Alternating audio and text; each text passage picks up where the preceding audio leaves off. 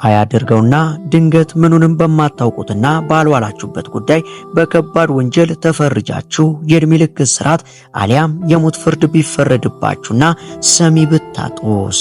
ይህ ያለ እውነት በተሳሳተ ፍርድ ዘብጥ እያወርደው ሕይወት ዘመናቸውን በእስር ያሳለፉና በመጨረሻም እውነት ነፃ ያወጣቻቸው አሳዛኝ ሰዎች ታሪክ ነው። አንደኛ፣ ክሌመንቴ አጊሪ። ይህ ሰው ክሌመንቴ ይባላል። ምኑንም በማያውቀው ጉዳይ ነበር በሁለት ሰዎች የግድያ ወንጀል ተከሶ በሞት እንዲቀጣ የተፈረደበት።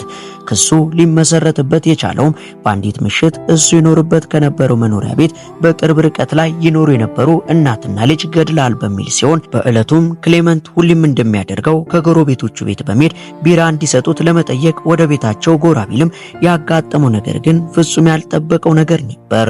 በዕለቱ እናትና ልጅ ጭር ባለ ቤት ውስጥ ሕይወታቸው አልፎ ያገኛቸው ሲሆን እርሱም በሰዓቱ በነገሩ በመደናገጥ ሕይወታቸውን ለመታደግ የተቻለውን ቢሞክርም ሳይሳካለት በመቅረቱ በድንጋጤ እዛው ትቷቸው እግሬ አውጪኝ ብሎ ወደ ቤቱ ሄዶ ይመለሳል።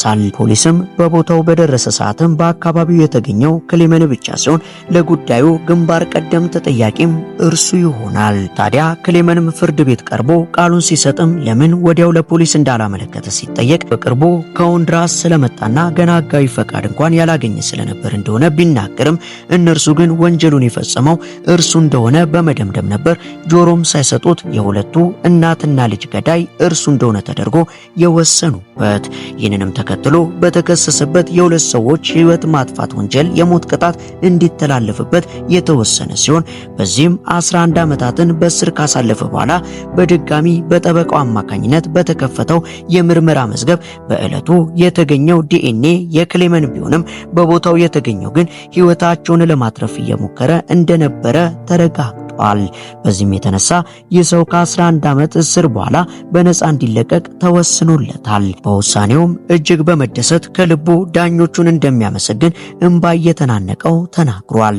ለዚህም ካሳ $720,000 ቢፈቀድለትም እርሱ ግን ገንዘቡ ያንሰኛል በማለት በድጋሚ በጠበቆቹ አማካኝነት ማሻሻያ እንዲደረግለት በክርክር ሂደት ላይ ይገኛል።